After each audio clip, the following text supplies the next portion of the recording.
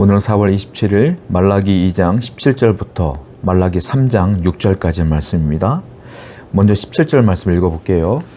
너희가 말로 여호와를 괴롭게 하고도 이르기를 우리가 어떻게 여호와를 괴롭혀드렸나이까 하는도다.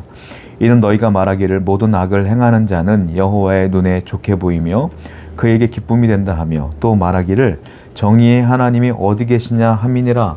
자, 이스라엘 백성들이요, 뭐라고 주장하냐면 하나님께서 우리를 사랑한다고 말하는데 다 거짓말이라는 거예요. 하나님은 우리를 사랑하지 않고요, 우리를 오히려 괴롭게 했습니다 라고 주장하기 시작해요. 뭐라고 주장합니까? 여호와를 괴롭게 하고도 이르기를 우리가 어떻게 여호와를 괴롭혀드렸나이까? 하나님께 따져 묻기 시작하는 거예요. 그러면 이렇게 말해요. 모든 악을 행하는 자는 여호와의 눈에 좋게 보입니다. 그에게 기쁨이 된다 하며 또 말하기를 정의의 하나님이 어디 계십니까? 우리가 볼 때 저 사람들은 악한 사람들인데, 아니 그 사람들한테는 잘한다고 말하고 하나님의 백성인 우리한테는 왜 그러시는 거예요 도대체가? 이렇게 얘기하는 거예요. 그들의 주장이 그래요. 그런데 하나님께서 그렇게 말씀하시는 게 아니죠. 이스라엘 백성들은 죄가 없나요? 죄를 짓고 있잖아요. 그래서 하나님이 그걸 얘기하는 건데 자기들은 죄가 없다고 지금 얘기하는 거예요. 나는 죄가 없는데 오히려 죄가 있는 저 사람들은 하나님이 위하는 것 같고 왜 우리한테 그래요? 라고 말하는 거죠. 이게 무슨 말이에요? 잘못된 생각과 잘못된 확신을 갖고 하나님께 따져 물으니 하나님은 뭐라고 말했어요? 17절에 보니까 너희가 말로 여호와를 괴롭게 했다 이 말이에요. 즉 이것이 뭐야? 하나님을 괴롭게 하는 행위다라는 겁니다. 성도가 하나님을 괴롭게 하는 게 있어요. 하나님의 마음을 아프게 하는 게 있어요. 그게 뭐예요? 내가 잘못된 기준과 잘못된 생각으로 잘못된 확신을 갖고 하나님께 나아가면 하나님을 괴롭게 해드리는 거예요. 하나님의 말씀이 분명히 있음에도 불구하고 하나님의 율법이 있음에도 불구하고 하나님의 기준이 있음에도 불구하고 그것을 무시하고 내 생각과 내 확신, 잘못된 거죠. 잘못된 생각과 잘못된 확신으로 이건 아닙니다, 아닙니다, 아닙니다 라고 하는 것이 하나님을 괴롭게 하는 거다라는 거예요. 하나님을 기쁘게 하는 자는 누구겠어요? 그럼 반대로 말하면 하나님의 말씀을 있는 그대로 받아들이며 순종하는 사람이 하나님을 기쁘게 해드리는 거예요. 여러분들은 어떤 사람이 되길 원합니까? 하나님을 기쁘게 해드리는 자가 되길 원합니다. 그리고 3장 1절 말씀 보겠습니다. 만군의 여호와 이르노라 보라 내가 내 사자를 보내리니 그가 내 앞에서 길을 준비할 것이요 또 너희가 구하는 바 주가 갑자기 그의 성전에 임하시리니 곧 너희가 사모하는 바 언약의 사자가 임할 것이라. 하나님께서는 이 백성들에게 언약의 사자를 보내주겠다고 말씀하시는 거예요. 즉 하나님과 언약한 사자예요. 언약은 누구와 누가 하는 겁니까? 밀접한 관계가 있는 사람끼리 하는 게 언약이에요. 생판 모르는 사람한테 약속하고 언약하는 사람 없죠. 가까운 사람에게 언약하는 거고 약속하는 것이죠. 즉 이 언약의 사자는 뭡니까? 하나님과 밀접한 분이다 라는 거예요. 그분을 하나님 대신에 보내시겠다라는 거예요. 왜? 이스라엘 백성도 어떤 사람이에요? 하나님과 언약한 언약의 백성이거든.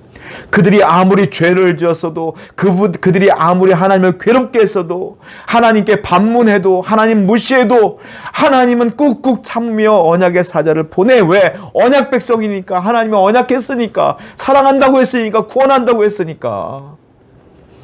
하나님은 여러분들을 그렇게 사랑하셔요. 여러분들은 하나님과 언약된 백성 아닙니까?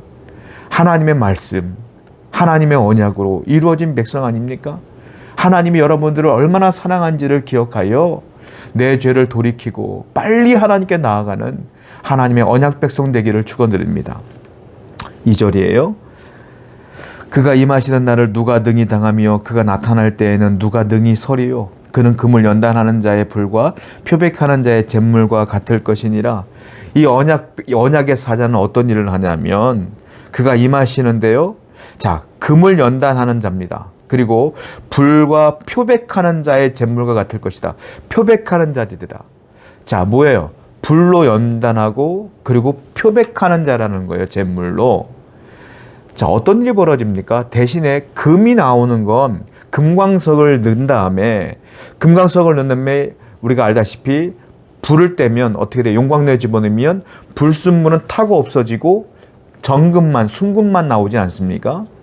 그렇잖아요. 표백하는 게 뭐예요? 겉에 묻어져 있는 더러운 것들을 깨끗하게 닦는다는 거예요. 불순물을 제거한다는 의미야. 즉 무슨 말이에요? 언약 사자라는 것은 언약의 사자를 보낸다는 건 뭡니까?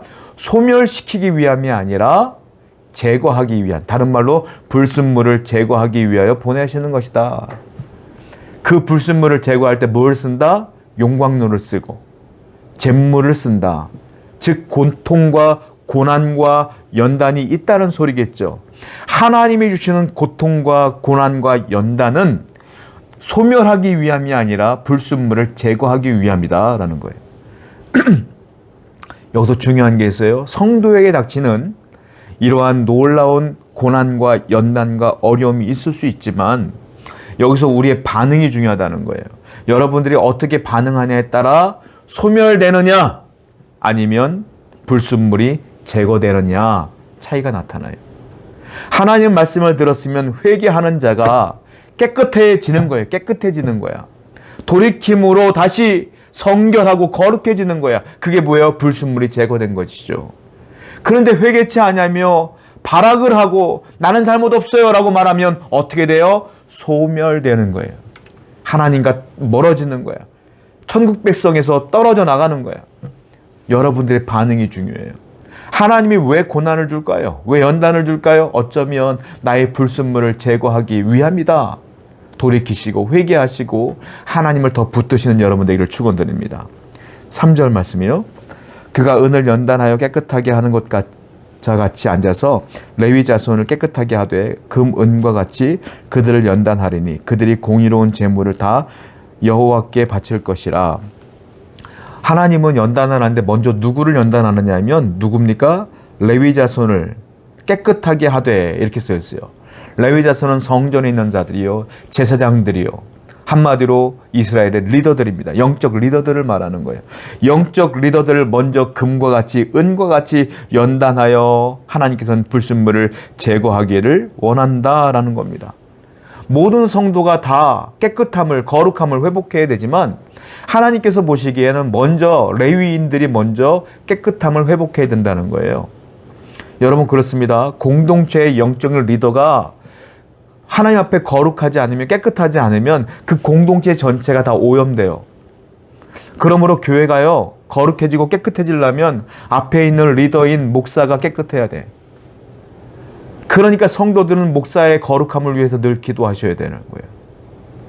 여기서 더러운 사람이 말씀을 전하는데 깨끗하지 못한 자가, 죄 지은 자가, 죄덩어리가 말씀을 증거하는데 어떻게 거룩해질 수 있겠느냐라는 거예요.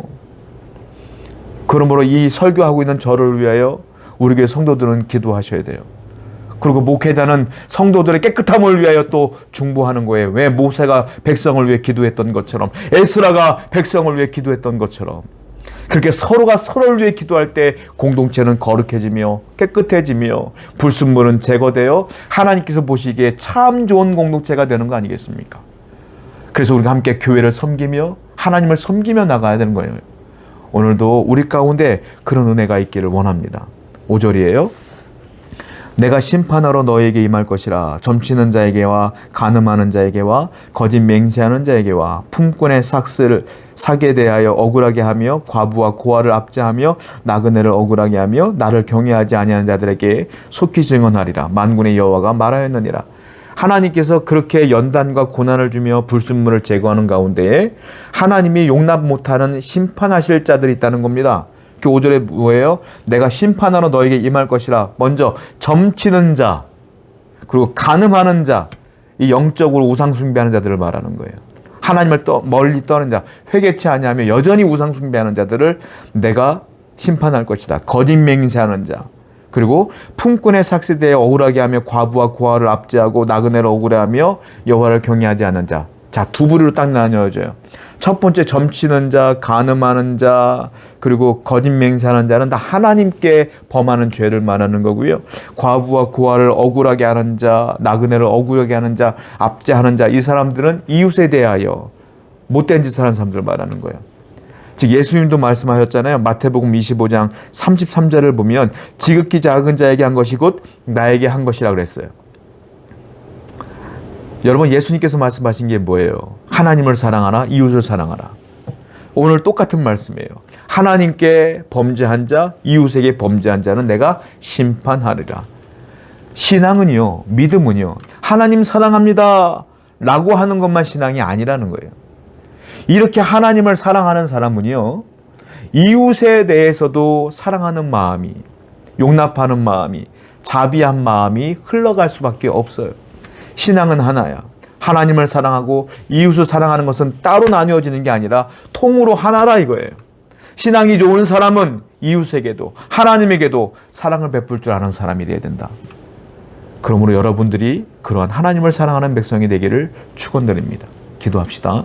하나님, 은과 같이 금과 같이 하나님 우리를 연단하실 때에 소멸되는 자가 아니라 불순물이 제거되어 깨끗한 자가 될 수 있도록 인도하여 주옵소서. 예수님의 이름으로 기도드렸습니다. 아멘.